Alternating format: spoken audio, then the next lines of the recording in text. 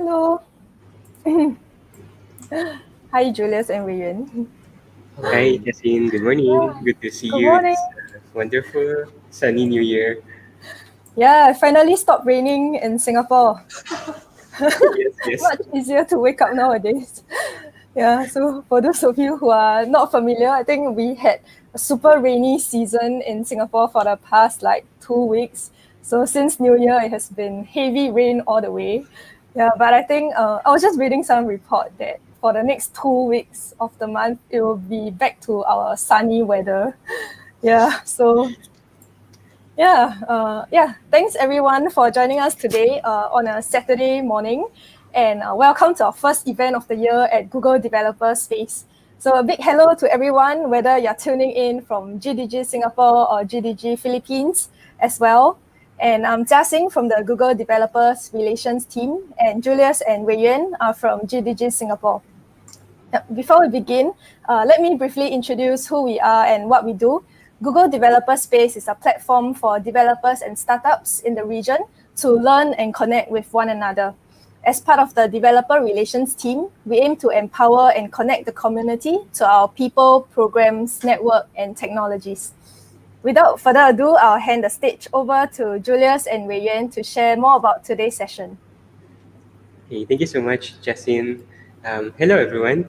It's so good to see you all in the first event of our year. And we'd like to welcome you all with Christian McCarrick. Many of you might know him in his online podcast. He's hosting Simple Leadership, interviewing a lot of people from Silicon Valley who are who have positions in tech leadership. And in a few minutes, we'll be very much happy to hear him speak to us as well. And you have the YouTube Live feed there where you can put in your questions. So let's make it interactive, and hopefully we can learn a lot from this session. We'd like to thank our partners as well. Thank you for Google Developer Space Singapore, who has graciously provided us this avenue for us to stream, as well as our friends from Kuala Lumpur, Philippines, Baguio, and so on and so forth, who have shared our events. And hence, welcome to our friends from the Philippines, and of course, all around the world. Please also do follow us in Facebook, in our YouTube channel as well. We are more than happy to talk to you, and hope to see you next time we have our subsequent events as well. This stream, it's also available live in Developer Space as well as GDG Philippines YouTube channel. And Wayan will be giving a brief introduction about Project Rework, hence handing over the microphone to Wayan. Hey everyone, really happy to see all of you guys here on a bright and sunny Saturday morning. As Jia Xing mentioned, finally the rain has stopped, although I think we're getting the hot weather back again, so that's a little bit annoying. Okay, so just to introduce you guys to the Project Rework, some of you all might already be aware of some of the initiatives that we have done within the year of 2020. Some of you all have already been part with us with the event of I think Bruce, one of the directors of Netflix engineering, as we saw last year, and we had a few other events, revolving around that. So mainly in Rework, it's in regards to things like leadership, work culture in the workplace, and we are really excited to be sharing with you guys a string of events that we're going to be doing over the next few months. Okay, so let's look at the next slide.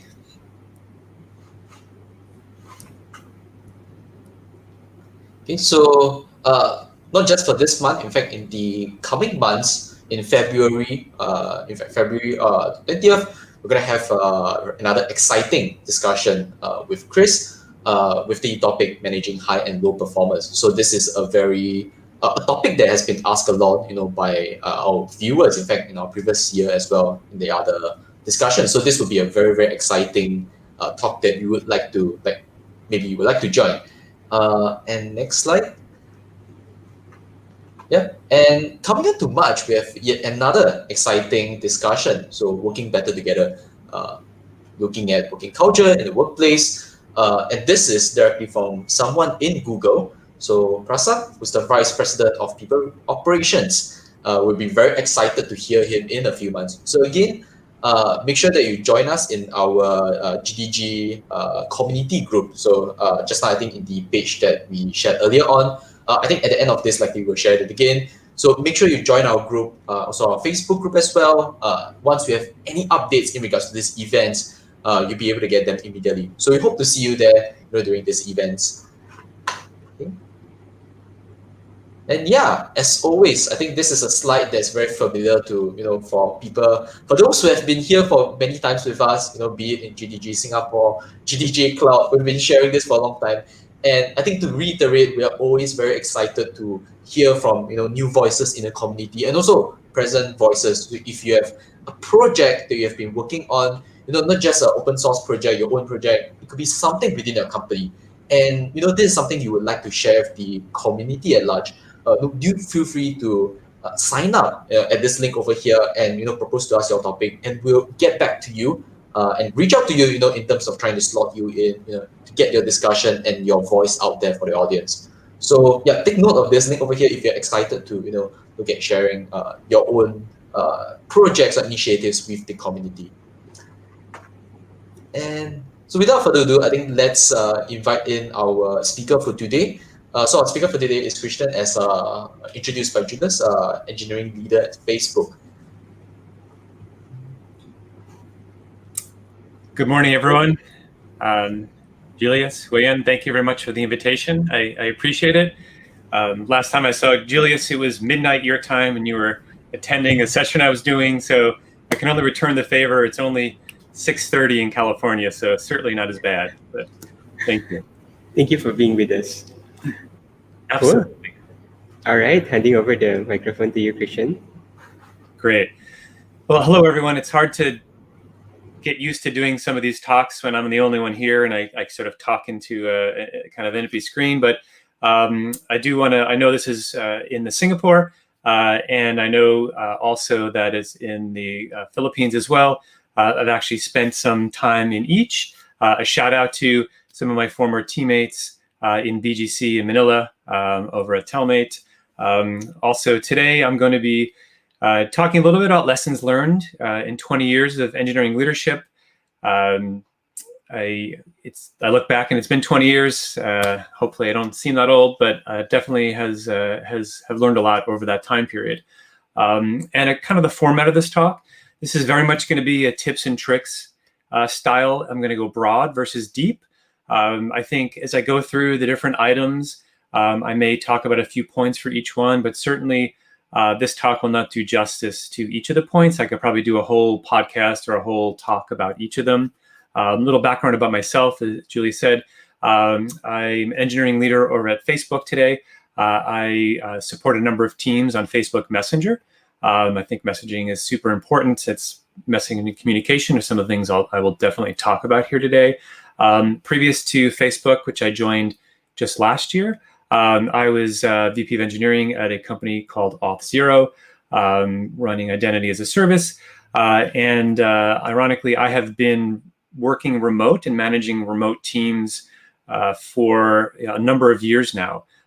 So I'm not really going to probably get into remote teams too much, but I'm certainly happy to answer some of those questions later on during the Q&A, because I've certainly been doing it for a lot. And I know everyone is pretty much managing remote teams right now. Let's see. Also, I was asked to remind everyone, there's a Q&A function here. Please ask your questions. I'll be talking maybe 30, 45 minutes, and then I'll be happy to make this a bit interactive and answer as many questions as I can from everyone here. So again, as I did mention, I have, this might look familiar to some people in Singapore. Early on in my career, I actually was doing work for a startup, and I lived in Singapore for about a year. I was only supposed to stay for 2 weeks, but this is another building that might look familiar to some people. I ended up going to Singapore for 2 weeks and staying there for pretty much a year, living out of the Westin Stanford Hotel. So very familiar with that. It's a great place. I hope to get back when COVID is over and I can travel again. Okay. A couple of things, high level of topics. Today, I'm going to go over a couple of things, management and leadership, projects and execution, some things around career growth, some things around self-improvement and self-care, and then we'll get on to the Q&A. You might see me share my screen and stop sharing my screen. I know that I'm just a little dot here. I didn't have a presentation for every single slide that I do, just a couple of bullet points, and I want to make sure that I can do this as interactively as possible. You also might see me stand up and sit down. I'm at a sit-stand desk, so as this might go on for quite a while, you might see me sit up and stand down. So please don't mind me when I do that. Okay. I think at a very high level, one of the things I definitely want to talk about under the management and leadership point has to do mostly around communication. I think communication is pretty much, I would say, one of the #1 skills that I have learned as a leader. I've also learned that communication is not only important in leadership, it's important sort of up and down at every level where you are in your career. Not only is it important in your professional career, but communicating and learning how to communicate well in your personal life is such an important thing. And I think everyone can stand to improve on communication. I think there's a couple of, there's a book out there that I recommend to a lot of people that I coach. It's called Crucial Conversations. That's certainly a book that isn't necessarily related to engineering or leadership, but it is around communication and how to really have and handle some of those hard communications and those hard conversations that you certainly might have. But certainly communicating well is about communicating up, communicating down, and communicating also across to your peers and making sure that that communication is certainly important. One of the things I've learned as an engineering leader, especially as an engineering leader that is now distributed, I think it is super, super important to communicate and to repeat yourself. I think one of the mistakes a lot of people make is that they say, well, I did a post, I did it in Slack or chat, or I did it in all hands. I think you have to do all of those, and you have to repeat that message again and again and again. Once people and your team start saying, I already heard you say that, or stop saying that, I think that's probably the time when you've actually said something enough, right? A litmus test that I use to see how my managers are doing. Sometimes when I'm interviewing managers or they're a new manager and they ask, well, how do I measure success?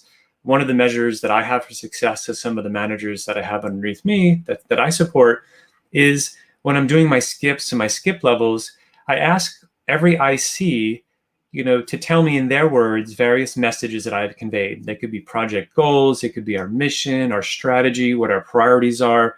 And what I'm listening for is to hear back pretty much the same message that I was communicating, either at an all hands myself or I communicated to my managers in order for them to cascade down. So it's super important not just to communicate, but to double check that what you're saying is actually having the impact and people are understanding it in the way that you were expecting them to, right? So I think that is super, super important.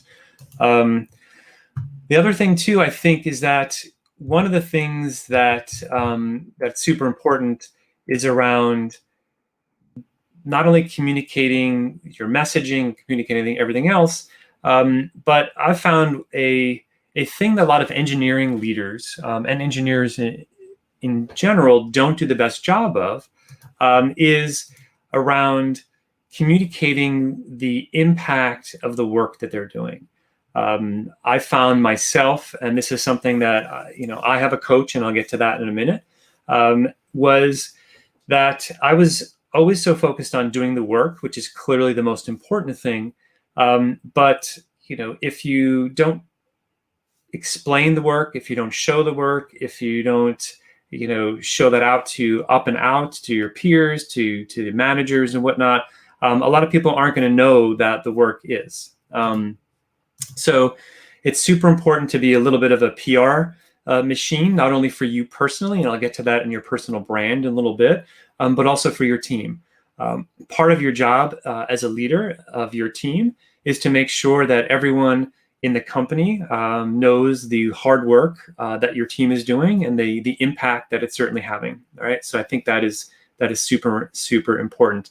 If you need help doing that, reach out to other people. I've found if you reach out to some people in sales or marketing, basically you want to kind of market your team because sort of it's not only about the work you do, but it's about the perception of the work you're doing too. And that really kind of took me a long time to really understand, because I thought a lot of that work was really kind of wasteful, right? I want to focus on delivering, I want to focus on shipping, but it's super important, especially the higher you go, to let your boss and your managers understand the work you're doing, especially if it's a CEO or someone else in another department that might not be technical and might not have a good grasp of the work.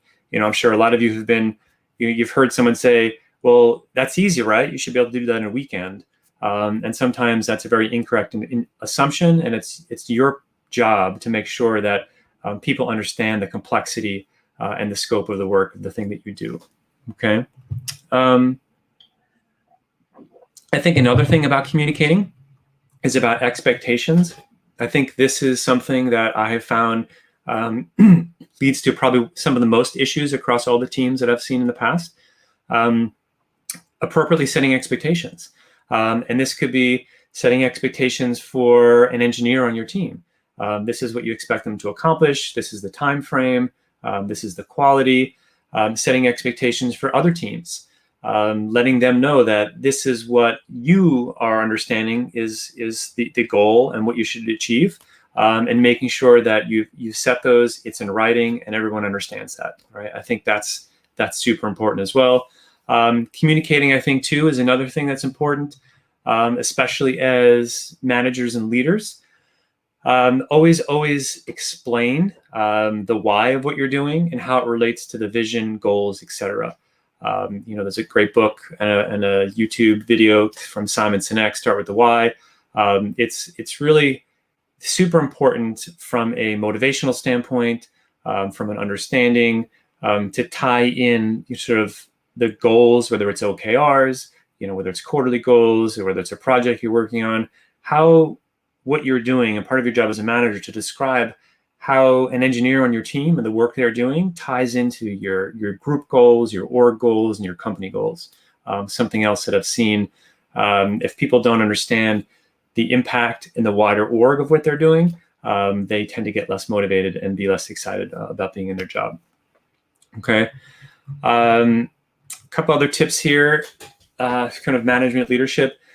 This is something that I tell people too. I think as a manager, it's important to sort of trust your intuition in almost every area. If you think there's an issue, there's a red flag on a project, on a contract, on a deal, you don't feel great about the timeline, you don't feel great about what people are sort of asking you to do. If you don't feel it, if you get that's tingly spidey sense, then probably there's something wrong. So I think I've learned some mistakes I've had in the past, or when I've had that little thing in my head say, that doesn't quite feel right, I don't feel comfortable with that. Pretty much every single time, that has really led to something that I should have dealt with immediately, and it would have been a lot easier at that point. I think one of the few exceptions I have for sort of trusting your intuition is going to be with hiring. I think that's something where sometimes intuition can lead to bias, and that's something I think I know Google, Facebook, some of the large companies certainly have processes in place where hiring is really made to kind of help reduce the impact of biases. But if you're working at a startup, if you're working at a smaller company, sometimes your bias is to hire someone that resembles you, and that's sort of feeling the comfortable feeling. Certainly, though, that's something, make sure to put in processes in place to get lots of feedback and lots of other people in the room for hiring decisions. Okay. The other thing too, sort of related to this, if you ever feel like you have an employee and it's a piece of feedback, if you're ever deciding on whether or not to give feedback to somebody, whether you should say something or not about maybe an issue, the answer is predominantly always yes. That's another thing that I've found too, because you'll start making excuses. Well, I didn't say it the last time. I'll say it in our one-on-one, or I'll say it at our quarterly, I'll say it at our performance review. It's always best to just say those things sort of right away. Kind of another high-level bullet point here. The thing that I find a lot of new managers struggle with is wanting to be liked. And I think that it's important to be trusted and respected, but it's not always important to be everybody's friend. And that's a challenge specifically for new managers, and specifically for managers who are potentially managing former peers. Kind of everyone has this internal thing they want to be liked. It's not really your job as a manager to be liked. It's not a popularity contest, but you should have a goal of being trusted by your team and being respected by your team. So the one thing that I can't remember who told this to me, but it's a lesson I've learned. I call it the one drink rule. Well, maybe not during COVID, but when we ever get back to kind of going out with your team, if I was ever going out with my team, people under me, I want to be seen as sort of an approachable person. So we'd go out to a restaurant, a cafe, a bar, and I would stay for one drink. And, I would buy, as a manager, I would sort of buy the drinks for that team, whether it's, soda or something, alcohol, pay the tab, and then I'd go home early. One, it gets you out of trouble, potentially of having too much to drink, and being seen with having too much to drink, which is never appropriate. But also it's a time where people and your people that work for you, they go out, they probably want to talk about you, right? You're probably not perfect. They want to say things about you. So go in, kind of be seen as an approachable manager, buy a drink for your team, and then go home. Or go to another bar with your other managers, and then continue drinking and talk about, the employees you have. And so you can talk about each other. I think that's certainly something that can help a lot with mitigating any potential issues. Another thing I definitely want to get up to under this chapter or this section is learn how to handle reorgs and organizational growth. It's something I find people only deal with as a necessity and then really mess up their first times. Actually, let me see if I can share this. This is sort of a book I have here. It's called An Elegant Puzzle by Will Larson. Certainly something that he has a lot of blog posts in here. And he has a lot of good chapters. There's a chapter in there on organizational growth and org design. It's something that I highly recommend everyone to look at. And, a caveat, when I do recommend books or whatnot too, I do want to say that, use it as an input. I don't necessarily mean go and do exactly sort of what this person in this book says. I think that, that can get you in trouble too. I mean, we all are familiar with the ICs and the engineers who go off and read a blog post about the latest technology, and Monday morning comes and they're trying to rewrite your code in, whatever the latest thing is. Managers can fall into that trap too. But there are a lot of resources out there that you can actually use as input, and a lot more than when I first started managing. There was pretty much almost nothing except for, some of the old school books out there. A couple of other things, I've certainly learned, never try to cover anything up with a mistake. Early managers, I think, feel sometimes that they're expected to know everything. That's not the case. You don't know everything, and you won't. I make mistakes. I still don't know everything. I learn things every day. What I've found is the most effective thing is if you mess up, you make a mistake, communicate that out as early as possible. Communicate the mistake you made. Simultaneously, potentially come up with a plan for remediating that mistake. I've found that pretty much no matter the mistake you've made, if you're open, honest, and come at it with a plan for, fixing it or remediating it or make sure it won't happen again, a lot of people will respect you a lot more than that, than not doing that. And, in some cases you get fired. So certainly not that. Give credit when credit is due. Super simple thing, right? Some managers, it's not your job to take credit for work anymore. It's your job to support your team, and it's your job to give them the credit. Credit will come to you just sort of, passively. I think everyone knows that as a leader of your team, you're going to get some credit. So you don't have to go out and explicitly say it's credit. Give credit to who it's due for your team or in other teams, and you'll see that that's kind of karma, and it will come back to you. Feedback, I think super important as well as for managing. Often, I've actually even found super fast feedback right now. I give feedback live sometimes in Slack or whatever your sort of work chat tool is. I can give people sometimes real feedback in the middle of a meeting or conversation. I think that might have been a little harsh, or why don't you bring this point up? So I found sometimes this working from home can actually lead to some instant feedback, and people tend to appreciate that as well.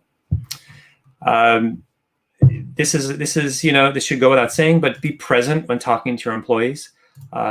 If you are remote, sometimes I'm guilty of this, right? It's easy to have a lot of tabs open. You're having a one-on-one, you have something flashing in the corner. You just, you're all looking at me right now, and you can tell if I do this, right? So it's pretty clear to your employees that you're not paying attention to them, and then they're going to lose some of that trust with you and the openness with you. If you're in person, you have a phone, put it down, close your laptop unless you're taking notes.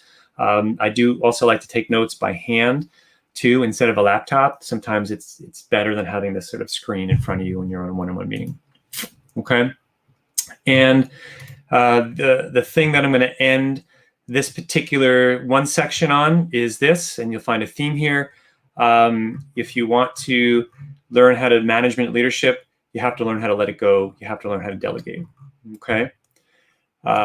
So I'm going to move on to the next one, which is sort of projects and execution.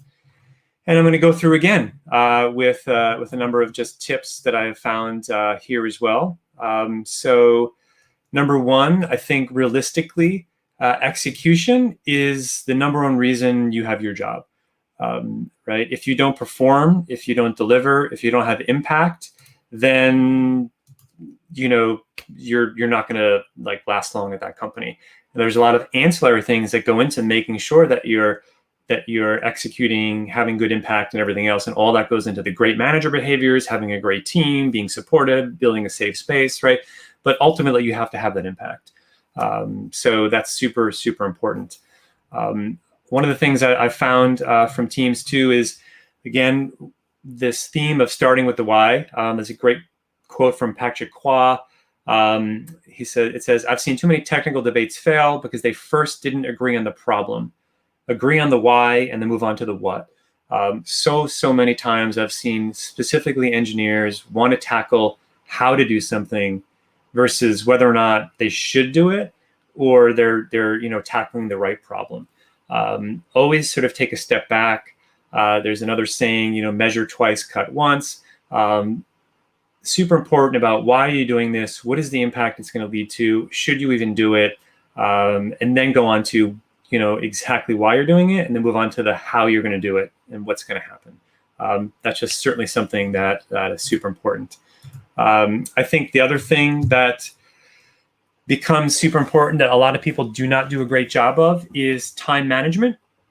Time management is one of those things that it's sort of like entropy. Everything will just fill up your calendar 100%. People will take your time. Well, you need to own your time. So how do you, Sheryl Sandberg of Facebook talks about, ruthlessly prioritizing isn't about, deciding to do the good things and not doing the bad things. It's about deciding to do the really, really super excellent important things, but then still leaving pretty darn good things on the table that you're not going to be able to do right now. And prioritization and coming up with a prioritization framework is going to be critical to your success, to really put you into the next level for being a great executor. All right. So prioritization, super important. There's lots of, I just threw the slide up here, Eisenhower matrix, important, urgent, lots of different frameworks out there if you Google them for how you want to use. Pick one, stick with it, and use a methodology, but definitely you're going to have to prioritize. The other thing too that I've found This is just a sample. It's not my calendar, but there's lots of things. Again, you can Google calendar blocking, putting in focus times, something that I really have struggled to do, and I live by my calendar. So, how do you want to put your one-on-ones? Do you want to put them all together? Do you want to put your time? It's that interrupt-driven work, just like your engineers. And this is something that I try to coach and work with my teams on from an IC level, as well as the managers. There's time management and calendar blocking is super important, both for managers as well as ICs. I think another super important thing is being able to say no. Learning how to say no, again, super, super, super, I think super important. And saying no needs to be an active decision, right? You have to sort of say and explicitly say, these are the things I'm going to do. And also explicitly say the things that you're not going to do. Again, that comes onto the previous point I made about setting expectations. Sometimes people might assume that you're doing something, or they thought you were going to do something, or maybe you just didn't put it on a slide. So I found it super important in communication, putting in the things you're going to tackle, say in a quarterly goal or half or a plan or a project spec, but also explicitly leaving out the things you're not doing. And sometimes those things can lead to some really good conversations about trade-offs, et cetera. Now, sometimes I say no by saying yes and. You don't necessarily always want to be seen as this person saying no, but I'll say yes. Of course I can. Of course I'll add, feature B. What should I take away? And in that case, you start to push the prior decisions up and out. You don't have to be the only one making these decisions.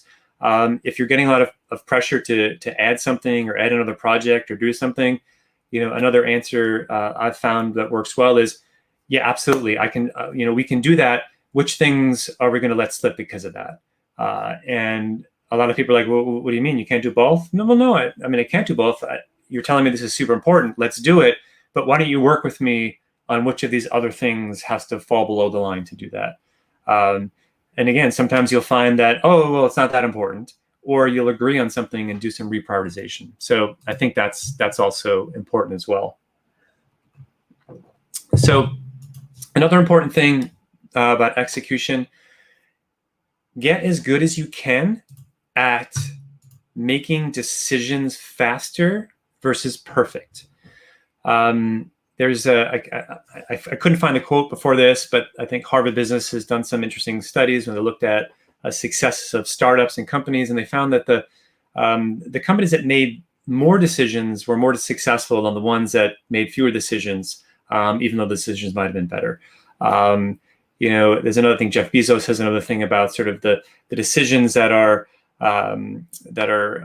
you can take back or reverse, and the ones that you can't. Right? Spend the time on those 10 or 20% of the decisions that are going to have the most impactful, the ones that are the hardest to unwind, and just most of the decisions are going to be good enough. Put systems in place to allow you to gather the data and to use that data quickly to make the decisions faster and better. Something that I've had feedback on from a lot of people, from board of directors to senior leadership teams to executives, be seen as someone who can make the tough calls and the tough decisions, especially under pressure and especially quick. I think that this is a trait and a skill that doesn't come easy. But if you're seen as someone who can make those tough calls, can make those tough decisions, typically I've found that you will be more successful than the people who cannot do that. Empowering your employees to make decisions. I think this is super important, especially if you're running distributed teams, if you're running remotely, if you have large teams. You have to kind of make the decision-making ability to go lower and down. You've obviously hired people.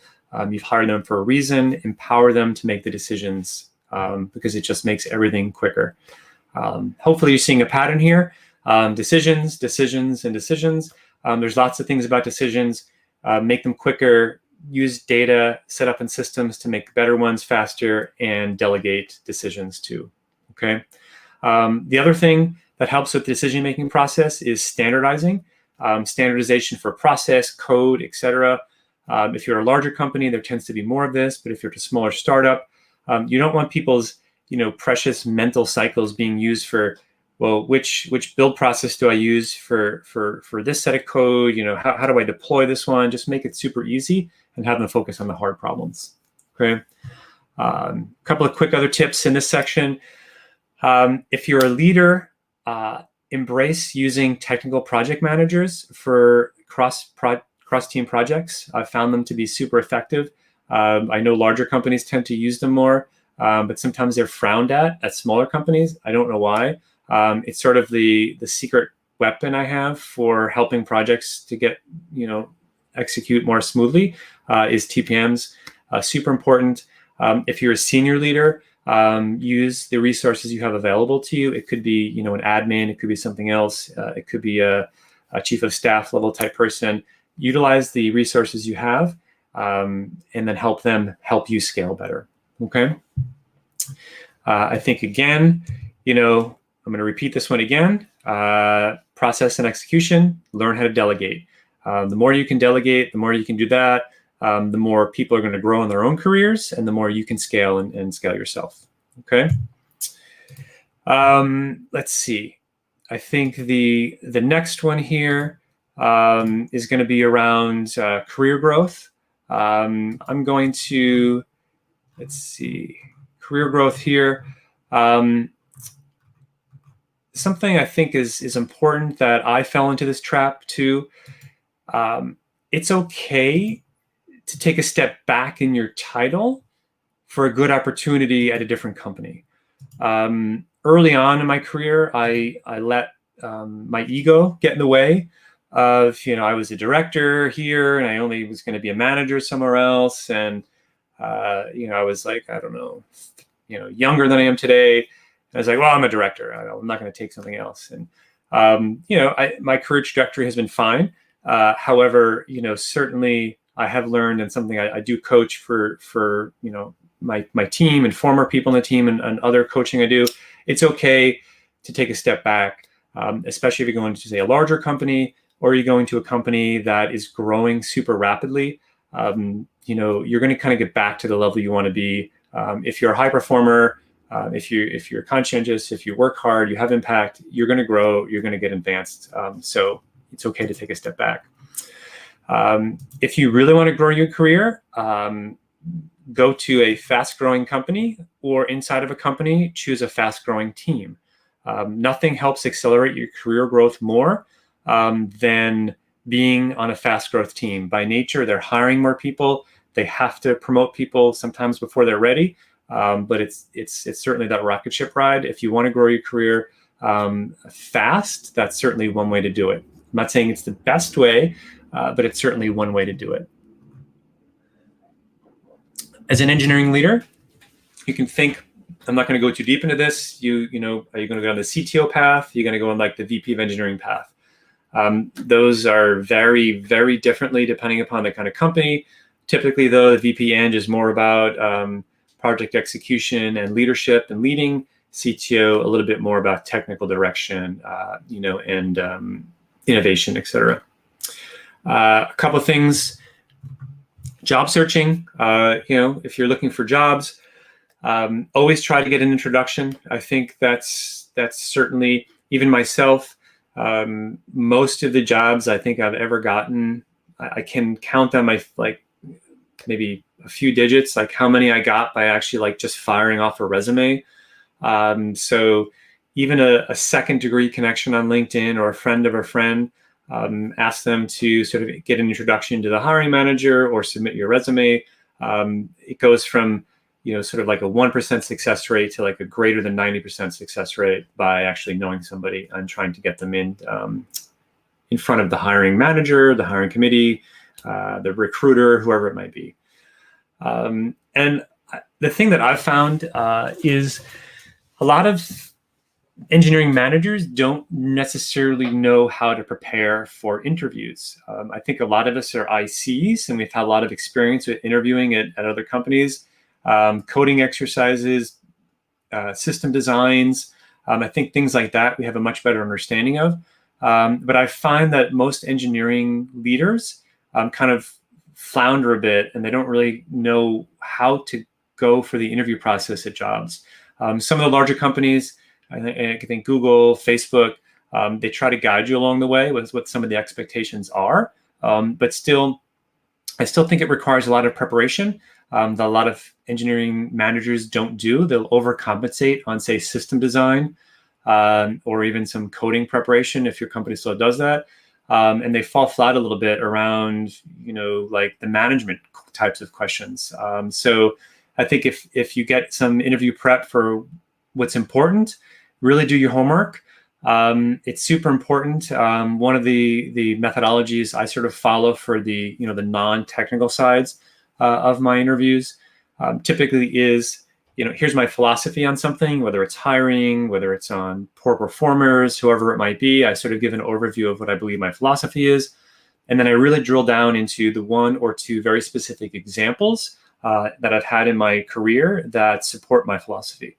And it's super important, when I was looking at one of my past jobs, look back, I think I wrote like 35 pages of potential questions and answers. I'm a bit thorough. That's just what I am. When I prepare for my podcast, I usually have like 150 questions and I ask like 10. But I'm always more about being a little bit more over prepared. I think the other thing super important, you mentioned Google Rework, at the very beginning. This is actually something that I know Facebook has its own, but before here, I would use something very similar. I always solicit feedback from my employees in explicit ways, sort of like this. And I also do it in other ways too. Every single one-on-one, I try to end with, what can I do better? How can I help you? How can I support you? How can I improve? And I try to do that, informally, ad hoc with other questions too. Maybe I'm working with someone in sales or with marketing or a product.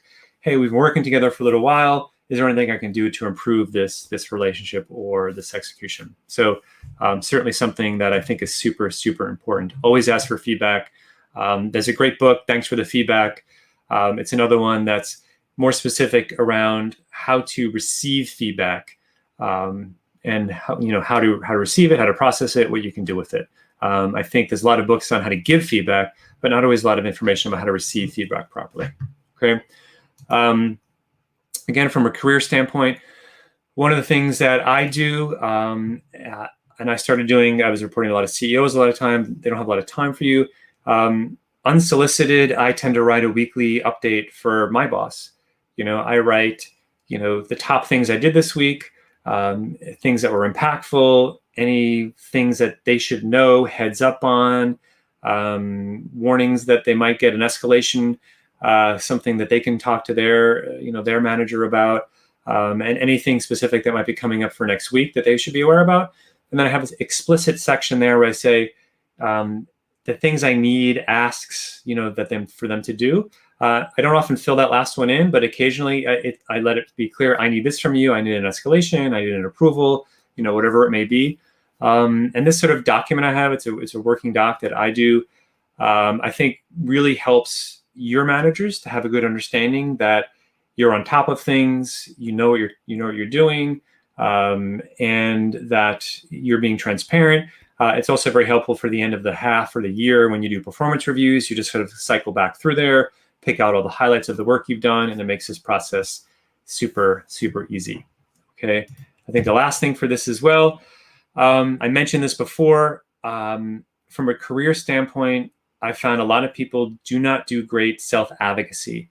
And you really have to make sure that people know about the work you do. And I found that this is even more important for members of underrepresented groups who feel maybe less empowered to do this. But this is something I do coach people to do. Now, it's one thing, we all have the engineer that does this to the other extreme where they're shouting from the rooftops how awesome they are. And that's, we don't want a big ego. But there is a fine line of, making sure that people know the impact that you have in the work you do. Okay. I think the other thing that people have a hard time with, this is a great article, Molly Graham, Give Away Your Legos. If anyone wants to Google this, it's on First Round Review, which is a great periodical online that I recommend people to look at. People have a hard time letting go. Oh, if I let go of this person, if I let go of this project, if I let go of this team, it's going to look bad. I'm not going to, have as much impact. I think 99% of the entire experience I have with giving something up, I've ultimately gotten more. So it's just super important to it's okay to let things go, even if you worked on it for a while. Delegate, hand it off, like transition it to someone else. All that's doing is leaving room for you to now take on that higher and better project that you have. Okay, again, let it go, delegate. Kind of going to the last section here, and then I'll get to Q&A. Remember, if you want to, please put comments in the Q&A, and I'll be happy to answer them too. I've found that a lot of managers don't take care of themselves enough, especially in COVID now, especially working remote. The boundaries are really hard. Make yourself a priority. If you can't take care of yourself, you're not going to be in any good position to take care of your team. And if you don't take care of yourself, if you're working every night, if you work every weekend, you're also setting up your team that's the example for success, and they'll emulate you. And, I don't know if you want to have a team where everyone's working nights and weekends and not taking care of themselves. So really try to take care of it yourself. Read every day. If I was to say, what's the secret to my success, or the challenges that I've been able to overcome, it's certainly been reading. And reading I think reading is so important for a couple of reasons. The one that is important too is nonfiction as well as fiction. And why is fiction important? They've done lots and lots of studies which show that people who read fiction have a greater ability to empathize with other people and to empathize with other people's points of view and experiences. And being a manager, empathy is so important. So that's why, whatever fiction you want, that's up to you, but certainly try to read fiction. And then nonfiction, whether it's periodicals, blogs, websites, or books. One, I mentioned the First Round Review is an awesome one to look at. The Harvard Business Review is another one that I highly recommend to kind of go and look at their archive of articles. A lot of great information there. Lots of books. I mentioned one sort of in the beginning, but reading, super important. It's something that I try to do every single go. Finally, again, if you one tip to take away from this is just learning to delegate, doing it well, doing it often. You can't take on that new responsibility. You can't take on that new team. You can't take on the new project if you have not delegated properly and allowed yourself the space and the time and the ability to take on, the bigger projects and to help yourself scale. So with that, I'm going to stop sharing my screen. I kind of just whipped through a bunch of that. Like I mentioned, it was very fast, very much a tips and tricks. I could have gone into so much detail on any one of these, and I'd be happy to. You reach out to me on Twitter, see McCarrick, or my podcast, simpleleadership.io, or Facebook, or whatever. I'd be happy to answer some questions as well. So with that, I think, let's see. We can get into the Q&A. All right. Thank you so much, Christian, as always. It's whenever you speak, it always feels like we're swallowing water from the fire hydrant. Thank you so much for all the wisdom that you have shared. So yeah, let's jump into the question. I think Wei-Yin will be the first one to pick from some of the prepared questions that were sent to us. So I think we can start off with this question over here. So I think based off of what you have shared with us so far, in terms of the tips and tricks towards leadership, on the other end of the spectrum, in terms of assessing whether your leaders are effective or not, like what metrics do you usually look out for? Sure. So I think at a very high level, the inverse and the success and the inverse of that, the failure. As I mentioned, the first thing, you have to execute. So ultimately, you want to look at if you're not executing, and that execution could be dependent upon whatever goals that you had set out initially, right? So and that goes into that clarity of expectations. So again, making sure as a leader, you set the expectations clear. Maybe there are expectations from top down, from above you, their company-wide orgs, or their team expectations, whatever they may be, and how you're measuring success from a tactical standpoint. Like, you want to increase your user base, you want to increase the number of views on a page, you want to increase whatever it might be. That's one measure, but that's not the whole picture. Because if you are maybe meeting those goals and your team is quitting and you have attrition and they're burnt out and your feedback scores are super low, that's not success, right? So in my mind, it's taking as a baseline, right? You have to meet whatever your quarterly objectives and goals are for your team and what you've committed to.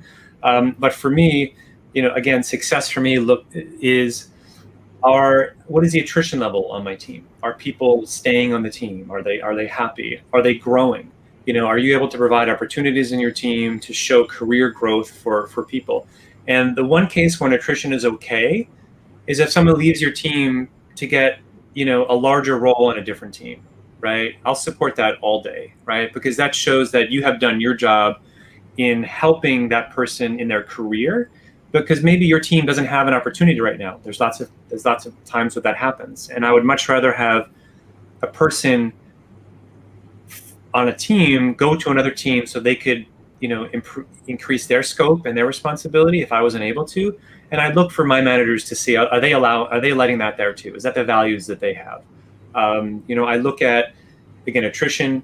I look at whatever the sort of feedback scores you're getting in your company. Like, are you getting good feedback on the different metrics you have, like career conversations? Are you having career conversations with people? That's another thing that I do. If you look at the Google Reorg scores, I think those types of things are super important. Are people feeling safe in a space? Are they feeling that psychological safety? Are they feeling trust? And how do I view that sometimes? Sometimes it's a little intangible. One of the best ways I have for doing that is going to a team meeting or having a feedback session, and everybody's offering their feedback, their advice, like they're open in it, they're willing to share, they're giving that. If I go into sort of teams or meetings and it's silent and they're willing to talk to you one-on-one about a problem, but they're not willing to bring it up in a group, that to me, I wouldn't say that's a failure, but that's certainly a sign that that trust isn't there in that team yet, right? That vulnerability isn't there. And that happens a lot in brand new teams. So it's also important to look at where the team state is. You're coming in, I would expect that. But over the course of 3, 6, 9 months, you should start seeing those types of things improve.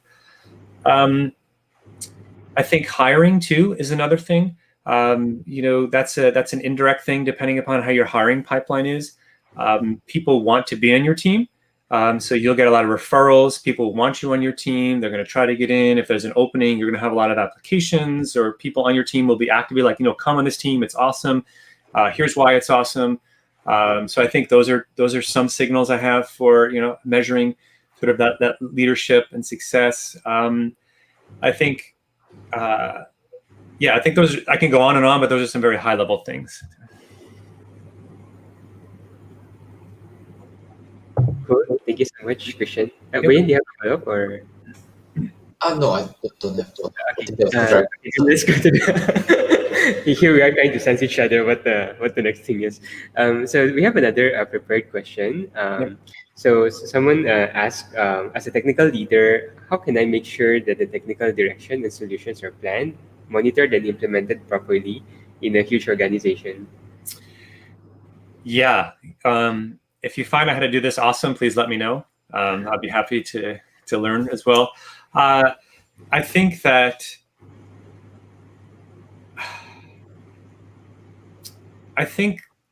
one of the things that I mentioned before that really helps in sort of situations like this is utilizing the support networks that you have. That could be, technical project managers or whatever, the program managers or whatever that you might have a large company. This is a huge organization, so I'm gonna scope the answer to a large organization. It's different at sort of smaller startups, but I think that is super important. I think one of the things that I've seen not always happen as well, which falls through the cracks, is alignment across orgs from a prioritization standpoint.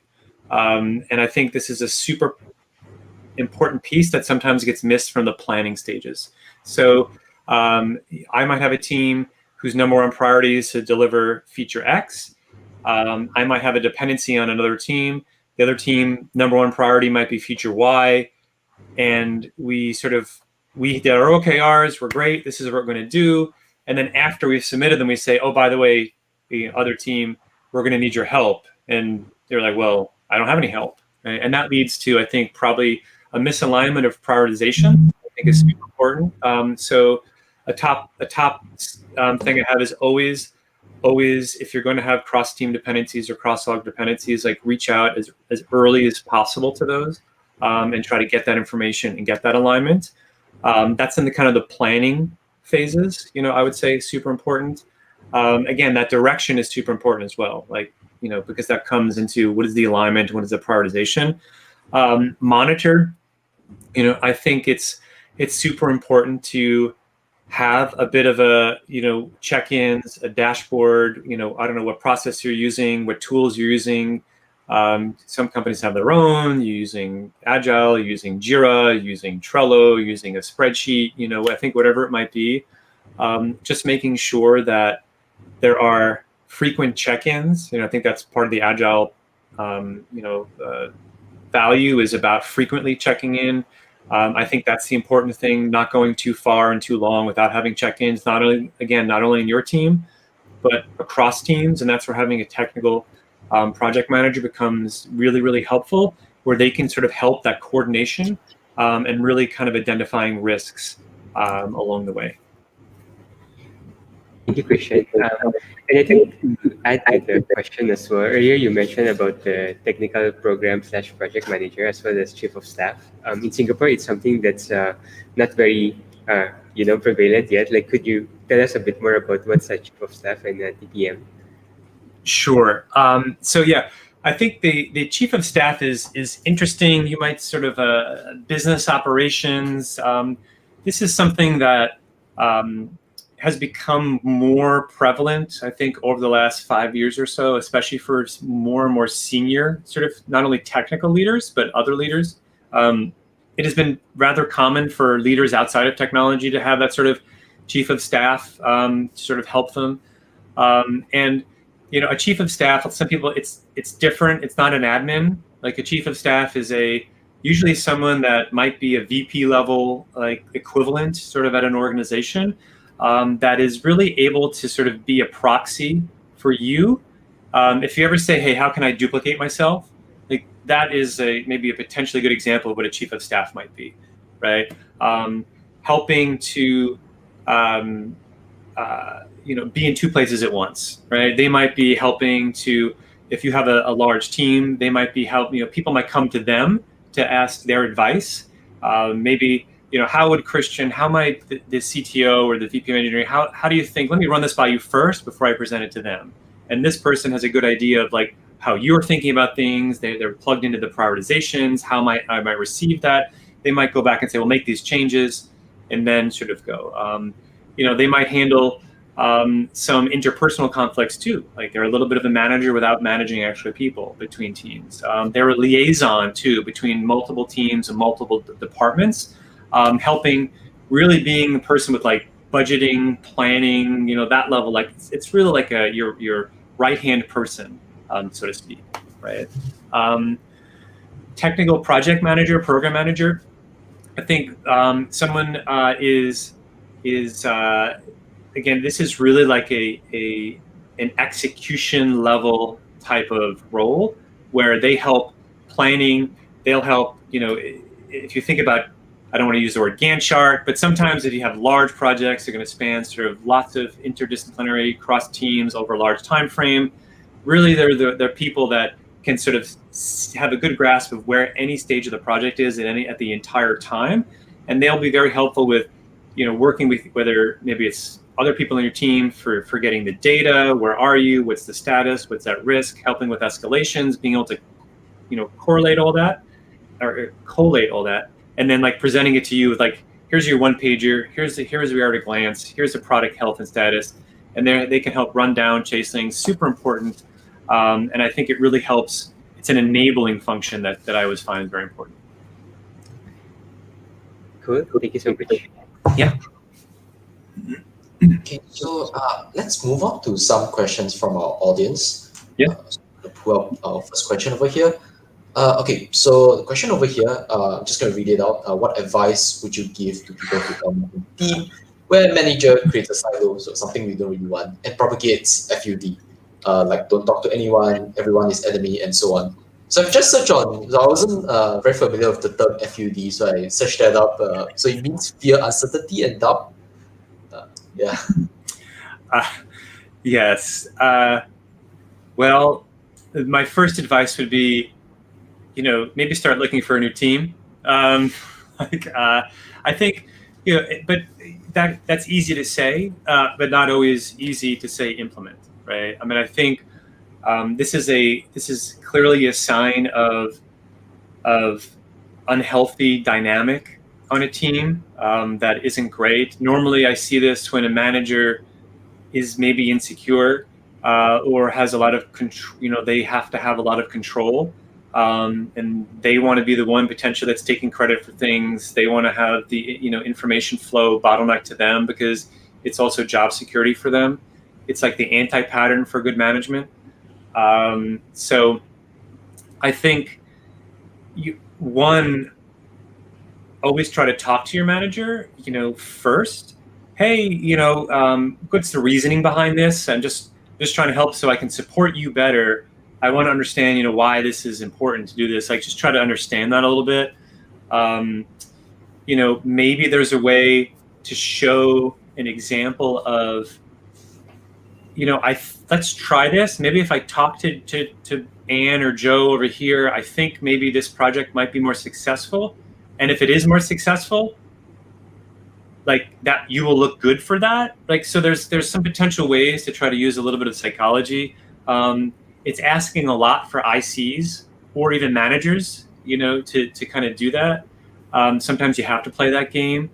I think ultimately it might be a good time to start slowly looking for the exit and looking for a new manager or a new job. But I know a lot of places that are outside of Silicon Valley and other places, right, it's just not as easy. So, again, I think that the best way is to always try to get the manager to see how it's best for their interests to change their behavior. That's just one example I would have. So maybe our related question. So let's say now let's go on to the other side, on the end of the manager. So now if let's say this engineer is resigning, from your viewpoint as a leader, like what are your reactions towards that? Like, be it making a counter offer, and how should we execute this in a appropriate manner? I hardly ever counter. As a philosophy for me, I just hardly ever counter. And I feel if an engineer is resigning and I didn't know about it and I wasn't able to do some preventative type of work to prevent the resignation from even happening, then my bad, right? I mean, I wasn't getting enough feedback. I wasn't managing them appropriately. I was not paying attention to some signs or some signals. I wasn't as open. They didn't trust me. Whatever it is, if a resignation comes out of the blue, then that's like at that point the decision is made. And I've found too that there's a reason they're leaving. And the only exception that I really have for counteroffering is if it's a potential reason where I can change the actual problem that they're seeing, right? Sometimes they'll resign and I've known about it. And that's sort of different. Like they're resigning because, say, for whatever reason, we're just not paying them enough, right? And they've kind of been open about it. Sometimes a resignation can be an escalation where I can maybe go and try to get more money for them, and if that's the only reason, and maybe we've talked about it, like sometimes that's a case. But I do hate to work in a company where the only time you get more money is if you like quit or threaten to quit. Like that's really not a great company that has a lot of great values in my standpoint. But again, I hardly ever counteroffer because I'm going to counteroffer. Then if they go to a new company, that new company is probably going to counter the counteroffer, and it just leads to this like turf war. Ultimately, my goal is to get it to a point where just engineers don't feel like they need to resign, right? I mean, I give them opportunity, I advocate for them, but there's those cases, they might resign because they're moving, the family situation changed, another company just offers so much more money than we can ever give them. I can't. There's nothing I can do in that case anyway.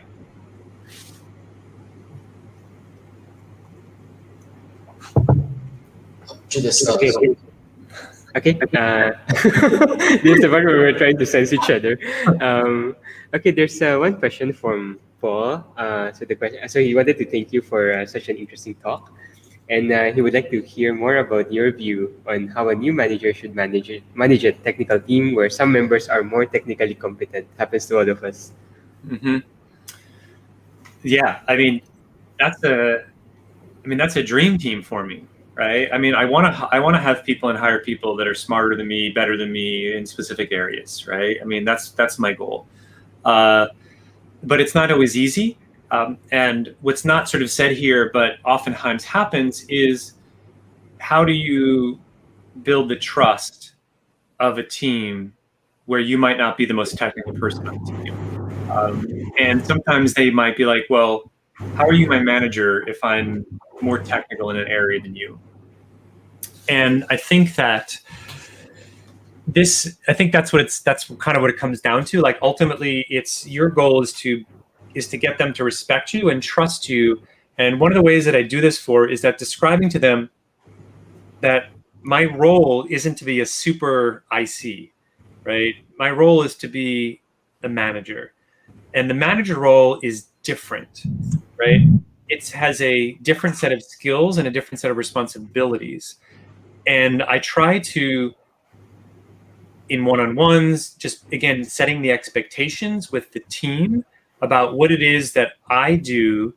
And my role is to support them, right? My role is to support them and to remove the obstacles and the roadblocks that they're having, right? So I often try to go to one-on-ones or the team, especially if it's a new team, and I sort of lay that out. It's like, just be open.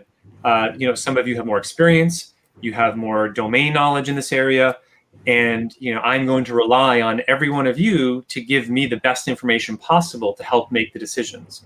And that I phrase that way too, to help, not that I can make them. To have you involved, you will be involved in input in these decisions. It's so important. But my job is to support you. My job is to remove roadblocks and to make your job easier, right?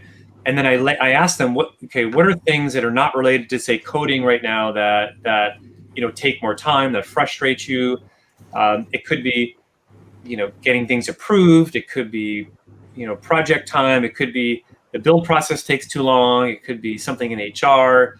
It could be their machines are too slow. I mean, you name it. I always try to go and say, what can I do for you that can help make be more productive and be less frustrated? And then I take that list and I try to get as many wins as I can. And then it's sort of that open, that's right, you're not a super IC, you have a different role. And now you sort of start showing the benefit to that role. And then within 3 months, usually at the most, it's usually, a problem of the past. And they really appreciate you being their manager and doing all these things for you. Okay, so I'll move on to another question from the audience, and I think maybe also looking I think I'm actually also quite interested in this, your response to this question. So as like a leader in a company, when you perform your one-on-ones, what should you usually look out for? Just now you mentioned about setting expectations. Are there any other things that usually you set out within, let's say, within a one-on-one to achieve with the other person that you are managing, your team member? Mm-hmm. Mm-hmm. I think too often one-on-ones devolve into status report updates, right? And that's what I try to avoid. Status reports can be done asynchronously. It could be done during a stand-up. It could be done in like a weekly sort of, document that I send to my boss. So I try to avoid status updates because that becomes the default. A couple of things, I definitely try to look for is just gauging how people are doing. Like what, how are things going, especially in a time of COVID.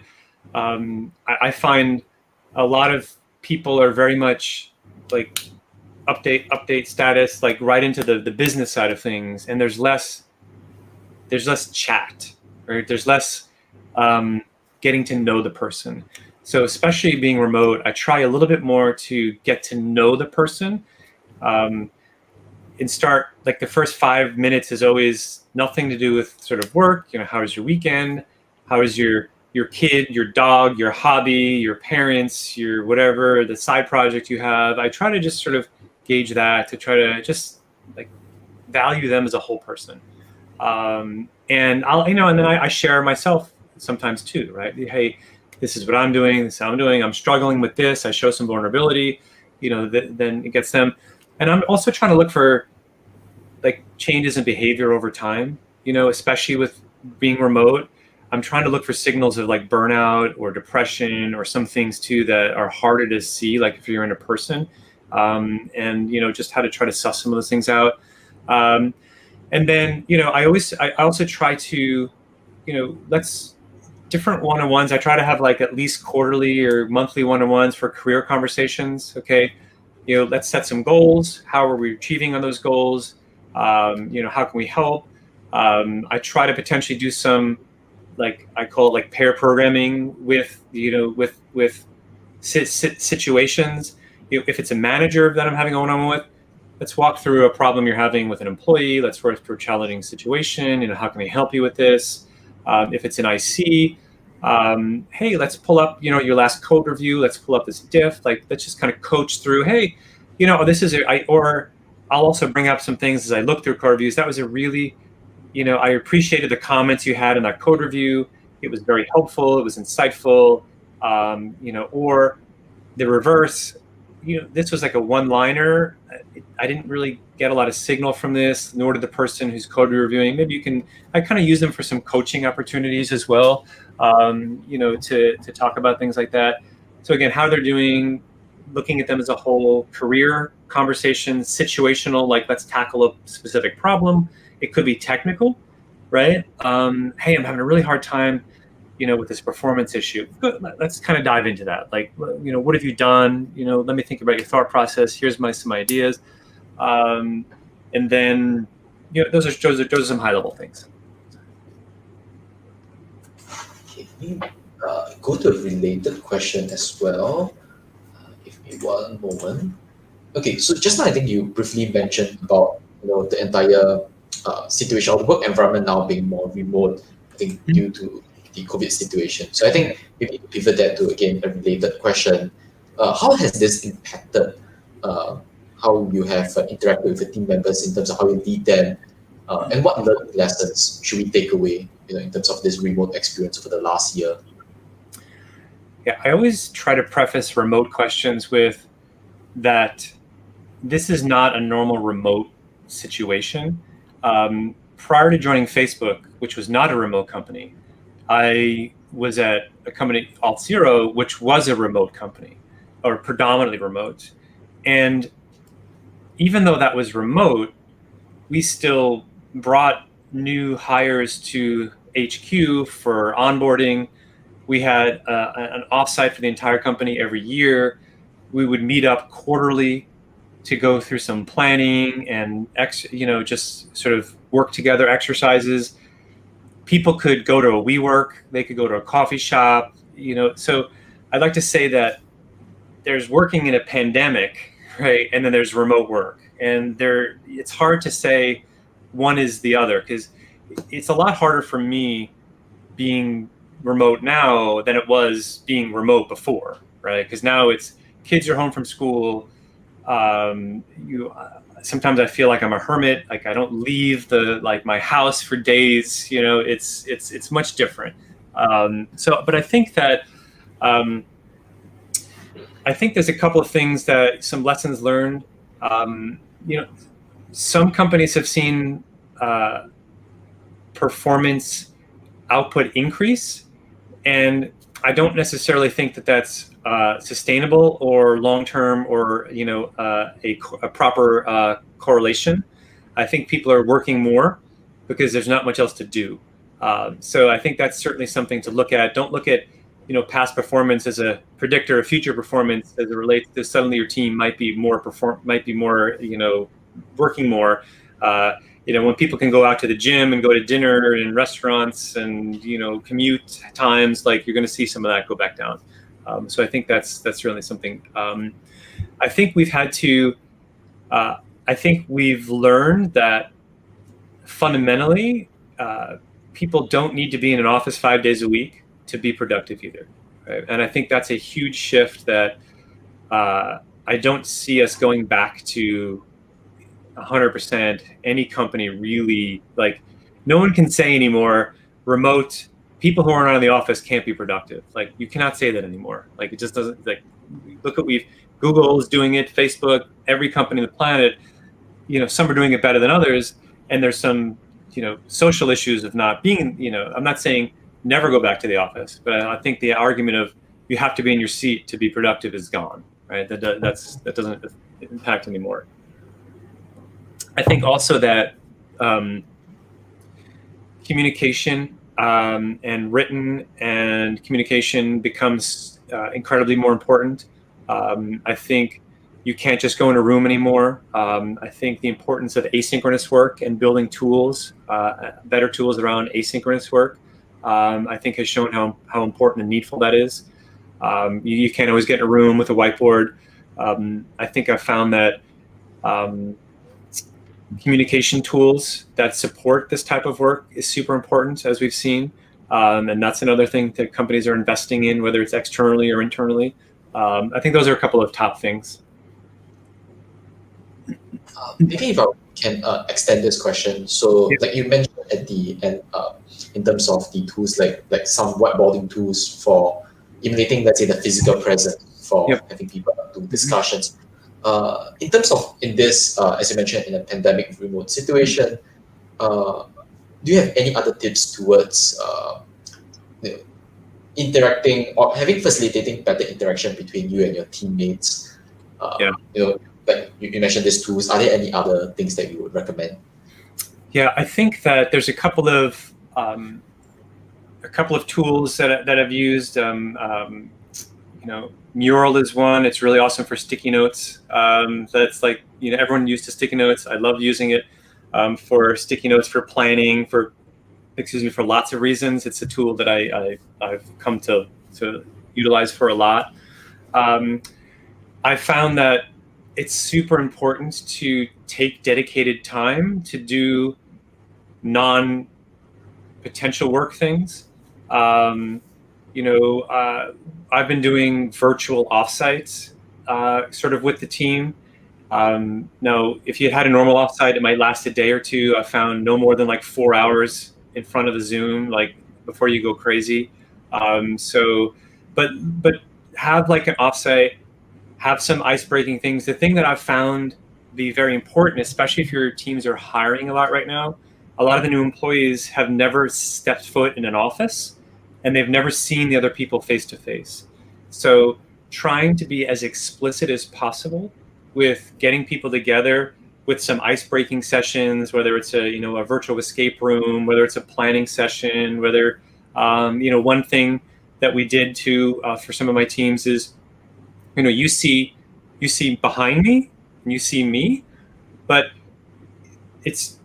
you don't know what I see, right? What's in front of me. So we sort of had and I use Mural for this. We sort of had an exercise where everyone took a picture from their point of view this way, and then we uploaded it, and then we had a little game where everyone tried to guess, whose computer it was matching to the person, based upon what they see, because they only see behind you. But it's just some things like that. But the important thing of that was it led to conversations like, I'm sitting here because I'm sharing it with my family, or this is my view because I like to look out this window and I watch my kids play, or it just got a lot of natural conversation, which was, I think, an important piece of the exercise.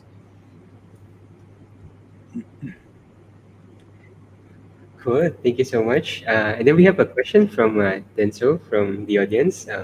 So he's asking, how do you track or measure a team member's performance? And also, how do you decide if the technical skills are dissimilar between members?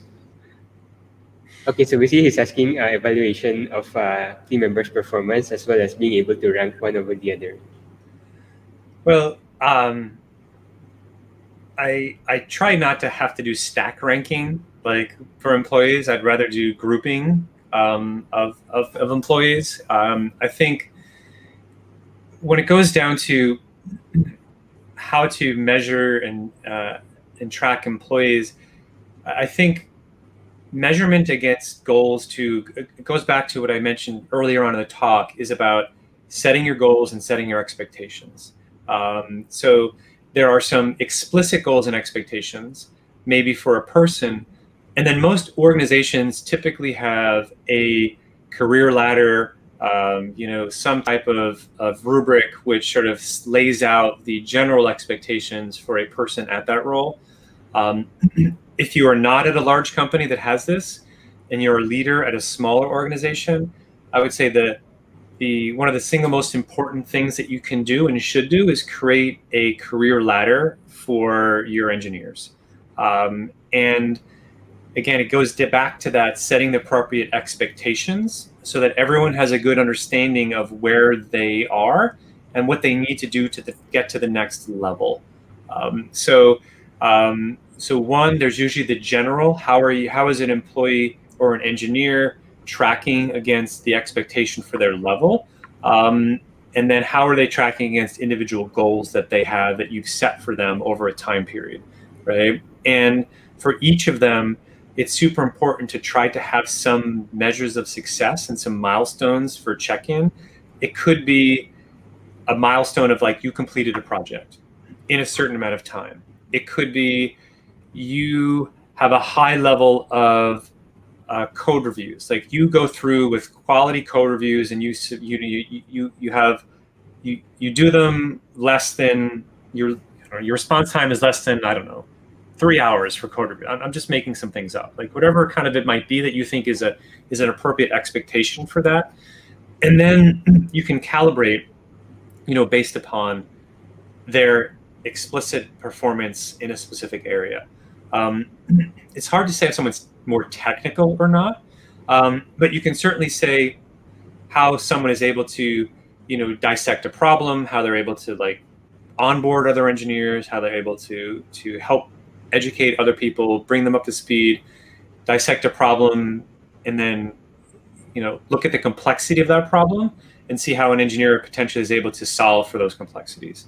But I think the biggest thing that's important here, especially is making sure there's no bias and making sure everybody is calibrated equally and fairly according to a sort of a set rubric that's sort of not changing. Well, thank you so much. I think Wayan has. I think we only have about time for one or two more questions. So handing it over to Wayan. So we have another question. So this coming one of the pre-selected questions from the pre-submitted questions, from the audience.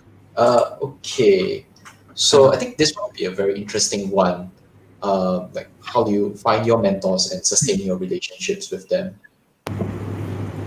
Yeah, this is so to go up a level 2. You should find a mentor. You should find a coach, however it may be. And there's some differences between coaches and mentors. There are some organizations I've been where I was able to. I was lucky enough to have the company sponsor, a sort of professional coach, right? And super helpful. I've also been in organizations where I presented that, would the company sponsor me for a coach? And going with some research, this is why I think it's important. This is how it can help me be impactful. This is how it help the organization. Here's the ROI. and then they went ahead and approved that. So coaching is one thing where it might be easier to find a coach because there's word of mouth, there's referrals, there's some very specific ones for technical people, and I could recommend some if anyone needs any. But that's sort of one thing, and that's certainly one track, and that's certainly very helpful. I think from a mentorship standpoint, that